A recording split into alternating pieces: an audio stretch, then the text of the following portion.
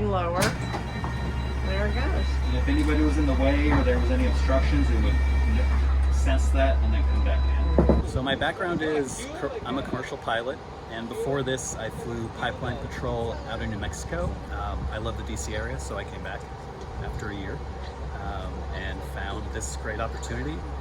I think the technology is fantastic. It's obviously kind of in its infancy stage, so there's definitely improvements to be made, but from what you see now, it's just incredible technology, and it's going to be the wave of the future. It's going to be commonplace all across the country, all across the world, and I'm excited to be kind of on the ground floor of that. All the dog walkers. Sure, they know you. I'm not the driver, so I'm only there in the event other drivers get in the way. The vehicle runs on its own trajectory.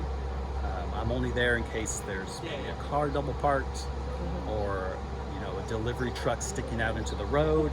I'm there to manually move the vehicle around that so it can get back on its pre-planned trajectory. So the trajectory has been pre-planned by software engineers for this specific route, and the vehicle has been tested on it multiple times. It takes into account all the obstacles around it, curbs, buildings, trees, and it uses sensors which are located at the front and rear of the vehicles, and a localization sensor on top of the vehicle which communicates with the GPS satellites to keep it on its planned trajectory. It'll stop for pedestrians, pets, even a squirrel, which I've come across. The squirrel has run into the path and the vehicle has stopped for the squirrel, so it's highly sensitive. You can see it'll pull up an actual stoplight and it'll give you a countdown of how many seconds until it turns green. That's so cool. 4, 3, Does it automatically start? 1. Yeah. So what if someone is running the light? Here we go. I always Sees. check. It He would checks. it and would it stop. sees. Yeah.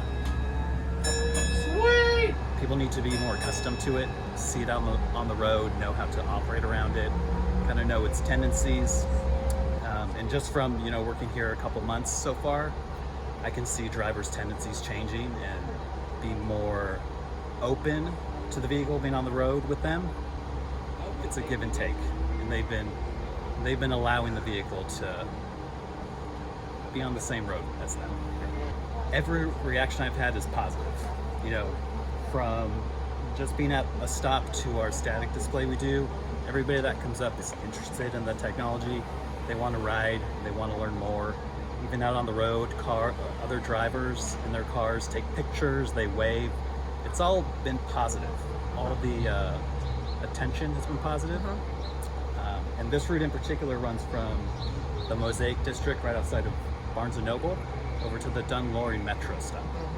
Every time somebody boards the vehicle and exits, I clean the seats, hand rest, anything that's touched gets sanitized by me.